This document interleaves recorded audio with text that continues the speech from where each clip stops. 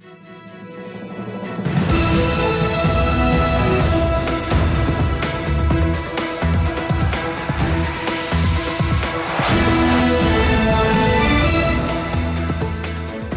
good evening. This is TV7 Israel News, broadcast to you from Jerusalem.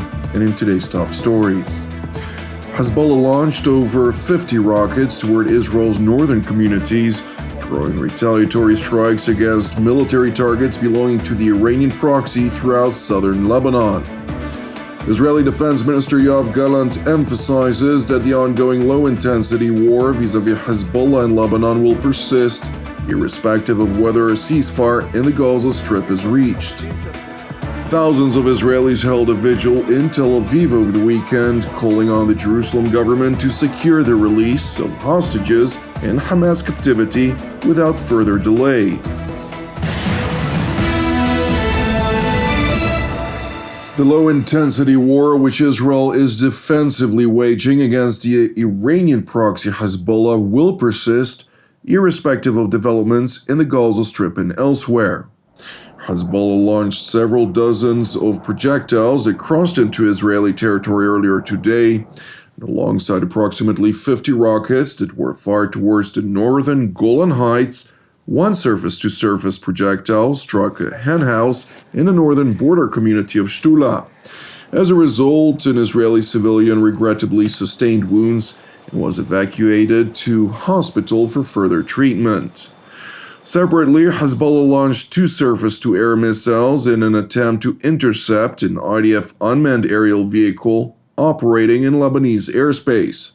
And while the first interceptor was intercepted by the David Sling surface-to-air system, the second Hezbollah projectile managed to intercept the Israeli UAV, which consequently crashed in Lebanese territory.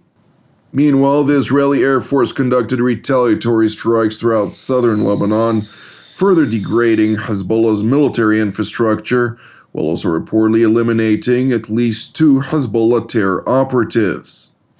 Earlier on Sunday, Israeli Defense Minister Yoav Gallant toured the northern Israeli front with Lebanon and received a comprehensive briefing from the IDF Northern Command Chief of Staff, as prospects of miscalculation are seemingly intensifying. הגעתי לפיקוד צפון היום לאחר סוף שבוע עצים שבו צה"ל תקף והיכה בחיזבאללה. באתי על מנת לבחון כיצד אנחנו מגבירים את יכולות האש שלנו ומוכנים לפעול כנגד חיזבאללה בכל מקום בעוצמה הולכת וגוברת. אנחנו פוגעים בפעילים, אנחנו פוגעים במפקדים של חיזבאללה, והם מחפשים מחליפים, ואני יכול לומר לכם שאני לא רואה מתנדבים. כולם מפחדים. אנחנו נמשיך ונקיע אותם. אם יש כאן מישהו שחושב שכאשר נגיע לעסקה של שחרור חטופים בדרום והאש תפסיק, הדבר הזה יקל ממה שקורה כאן, הוא טועה. אנחנו נמשיך את האש ונעצים אותה באופן בלתי תלוי בדרום, עד אשר נשיג את המטרות שלנו. המטרה היא פשוטה, להשיג את חיזבאללה למקום שבו הוא צריך להיות. או בהסכם, או שאנחנו נעשה את זה בכוח. Prior to the seeming upward trajectory of hostilities over the weekend, Israeli Prime Minister Benjamin Netanyahu toured the IDF's most northern command post on Mount Hermon of the Golan Heights, where he met with the IDF's Alpinist Unit and the 53rd Battalion, where he received a comprehensive briefing on the northern front and possible developments in the sector of the IDF's 188th Brigade, which assumed the responsibility of forward defense along the border. אני קיבלתי עכשיו סקירה ממפקד האוגדה והמפקדים שלכם על הפעילות שלכם, ואני רוצה קודם כל להצדיע לכם, אתם עושים עבודה יוצאת מן הכלל מתחילת המלחמה, מהדרום לצפון, ואנחנו במלחמה. אנחנו בעצם בקרב מעזה ורפיח ועד החרמון, ובאמצע גם נלחמים בטרור ברחבי הארץ כמו שקרה היום. Prime Minister Netanyahu's latter reference relates to ongoing operational counter-terror activities which the IDF, ISA, and Border Police special operators are implementing throughout the so-called West Bank districts of Judea, Samaria, and the Jordan Valley. It is important to highlight that since the Palestinian Hamas-led onslaught on southern Israel, namely the October 7th massacre, extensive counter-terror activities in the aforementioned territories included the apprehension of over 3,250 suspected terror operatives, of who 1,350 are known affiliates of the Islamist Hamas terror organization. And while extensive operational activity in Judea and Samaria has yielded successful containment of hostilities to date, meanwhile, vis-a-vis the Gaza Strip, Prime Minister Benjamin Netanyahu highlighted to the troops along the northern front that Jerusalem remains determined to achieve total victory. בדרום יש לנו יעד אחד פשוט, וזה ניצחון מוחלט. אנחנו בדרך לחיסול החמאס וגם לשחרור החטופים שלנו, ואנחנו לא נרפה עד שנשיג ניצחון מוחלט. בצפון יש לנו יעד פשוט, להחזיר את התושבים. כדי להחזיר את התושבים אנחנו צריכים להחזיר את תחושת הביטחון. כדי להחזיר את תחושת הביטחון צריכים להחזיר את הביטחון, וזה יושג, לא נרפה מזה, ונשיג את זה באחת משתי דרכים. בדרך צבאית אם נידרש, בדרך מדינית אם יתאפשר, אבל בכל מקרה, חיזבאללה צריכים להבין, אנחנו נחזיר את הביטחון. ואני מקווה שהמסר הזה ייקלט שם. אתם חלק מהמסר הזה, וכל עם ישראל עומד מאחוריכם.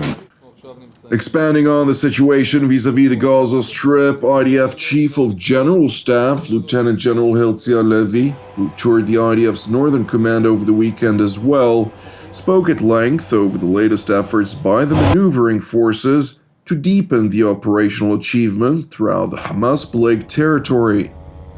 תראו, אנחנו עושים מהלך של העמקת הישג.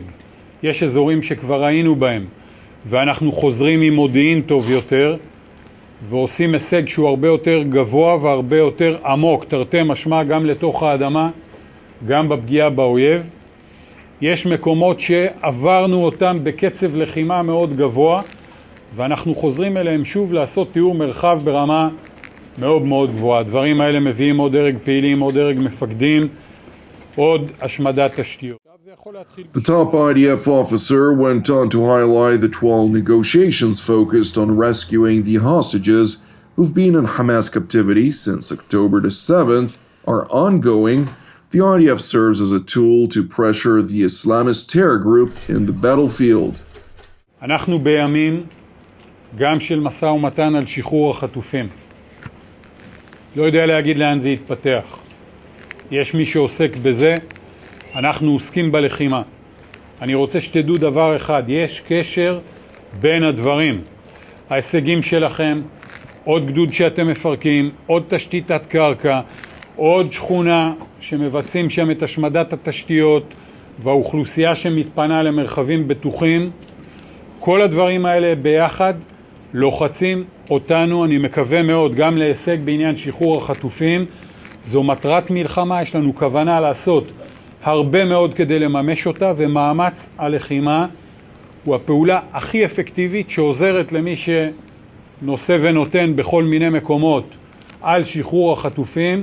זה המנוף שאנחנו מורידים על חמאס, ואתם מורידים אותו מצוין, צריך להמשיך ולהוריד אותו חזק. אני מקווה שנדע לתרגם אותו גם לשחרור החטופים. After negotiations in Paris on the hostage release deal concluded over the weekend, an Israeli delegation departed for Qatar today to continue talks for a hostage release deal. Israel has reportedly rejected Hamas's demands that residents of northern Gaza be permitted to return to their homes and the IDF withdraw from the region. In addition, Israel is demanding a list of which hostages are alive and which are dead as a condition for continued talks. At least 101 hostages are believed to be alive, and at least 33 bodies of hostages who have been murdered by Hamas and its terror affiliates are believed to be held in Gaza. Meanwhile, at the backdrop of the ongoing negotiations, thousands of people held a vigil for the hostages in Tel Aviv on Saturday night, during the course of which they called on Jerusalem to do everything in their power to return all of the Israeli captives back to Israel without further delay. Meanwhile, relatives and friends of the hostages voiced hope to see their loved ones returned home as soon as possible. Cautious optimism, where we have in Paris the leading negotiators of the Israeli team.